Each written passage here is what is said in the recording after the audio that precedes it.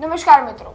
મોરબી જેતપરના ખેડૂતો આટલા દિવસથી હેરાન થઈ રહ્યા હતા, ઉપવાસ પર બેઠા હતા, પરંતુ હવે આખરે મોરબીના ધારાસભ્ય કાંતિ અમૃત્યા છે એ બોલ્યા છે। એમનું મૌન તૂટ્યું છે આ સમગ્ર બાબતે। ખેડૂતોને લઈ, ખેડૂતોના મુદ્દાને લઈ, પ્રશ્નોને લઈ અને બોલ્યા છે।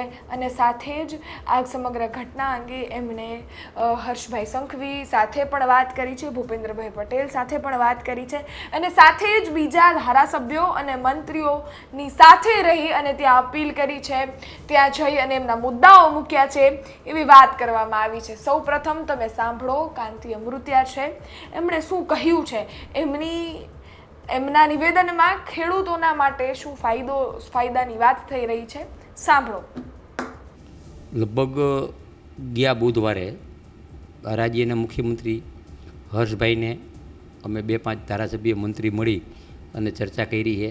એની નવેસરથી દરખાસ્ત થઈ અને ખેડૂતને કેમ ફાયદો થાય વધારે, કારણ કે જરૂર છે, અમે સમજી ખેડૂતના દીકરા કે ખેડૂતને પૈસા મળવા જોઈએ અને કાયમી કઈ રીતે એનો નિકાલ થાય એના માટે રાજ્યના મુખ્યમંત્રી ભાઈ શ્રી ભૂપેન્દ્રભાઈ હર્ષભાઈ પોઝિટિવ છે અને એના આધારે કાર્યવાહી પણ ચાલુ કરી, પણ એની પ્રોસિજર હોય છે, એ પ્રોસિજર લગભગ ટૂંક સમયમાં એની નીતિ નક્કી થાય અને અત્યારે જે મોરબી જિલ્લાને જે પૈસા મળે છે એ 980 રૂપિયા મળે છે, બીજા જિલ્લામાં 480 રૂપિયા મળે છે।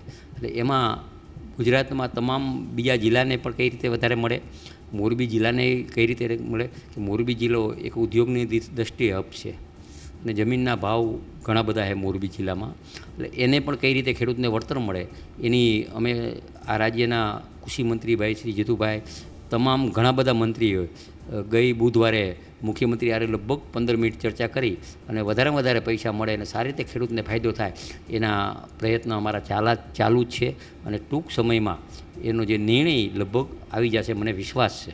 ખેડૂતો અત્યારે જે આંદોલન કરી રહ્યા, તમને ટૂંક સમયમાં જેનો નિર્ણય આવી જાય અને ખેડૂતો રાજી થઈ જાય એ પ્રકારનો નિર્ણય એમાં કોઈ પણ પ્રોસિજર છે, હું આજે રાજ્યનો મંત્રી મારા હાથમાં સીધું દઈ દેવું ન હોય, એને તમામ ગુજરાતના કલેક્ટરને આદેશ કરવો પડે, પછી કલેક્ટર ત્યાંથી એ રિપોર્ટ મોકલે અને રિપોર્ટ મોકલ્યા પછી કલેક્ટર મોકલ્યા પછી સમગ્ર ગુજરાતનો નિર્ણય લેતા હોય છે અને આ અલગ અલગ કંપની હોય, કોઈ પ્રાઇવેટ કંપની હોય, કોઈ સરકારી કંપની હોય અને આ કંપનીનો કાયમી નિકાલ આવે, બધાને કઈ રીતે ખેડૂતને ફાયદો થાય એનું સરકાર 100% આ રાજ્યના મુખ્યમંત્રી ભૂપેન્દ્રભાઈ અને હર્ષભાઈ પોઝિટિવ છે અને લગભગ ઘણા બધા ધારાસભ્ય મંત્રીના વિસ્તારમાં આ પ્રશ્ન છે, એ પ્રશ્ન માટે ટૂંકા ગાળામાં અંતે ખેડૂતને ન્યાય મળે એવું સરકાર પોઝિટિવ છે।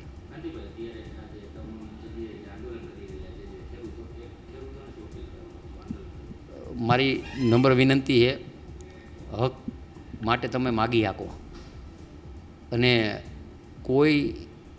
કોઈના કહેવાથી આપણે ખુડીએ ચડી જવાની જરૂર નથી। તમે તમારી રીતે હકથી આવેદનપત્ર દો, અમને રજૂઆત કરો, જે વિસ્તારના મંત્રી આવ્યો ધારાસભ્યને રજૂઆત કરી અને વધારેમાં વધારે પૈસા, અંતે ગુજરાત ખેડૂતના હિતવારી છે તો એને કઈ રીતે વધારે પૈસા મળે એવું લગભગ મને એવું લાગે, મને વિશ્વાસ છે કે ટૂંકા સમયમાં એનો અંત આવી જશે।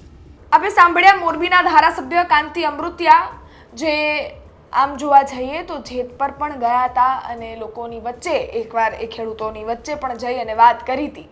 આમ જોવા જઈએ તો એમના જ ભાઈ સરકારની સામે ચાલી પડ્યા છે અને સાથે જ વિરોધ પ્રદર્શન કરી રહ્યા છે, એ ખેડૂતોની સાથે છે, ત્યાં એવી ઘટનાઓ પણ જોઈ છે। પરંતુ કાંતિ અમૃત્યા એ વિસ્તારના ધારાસભ્ય છે, એમની ફરજમાં આવે છે આ ખેડૂતોના પ્રોબ્લેમ્સને સોલ્વ કરવું અને કદાચ કરી પણ રહ્યા હશે।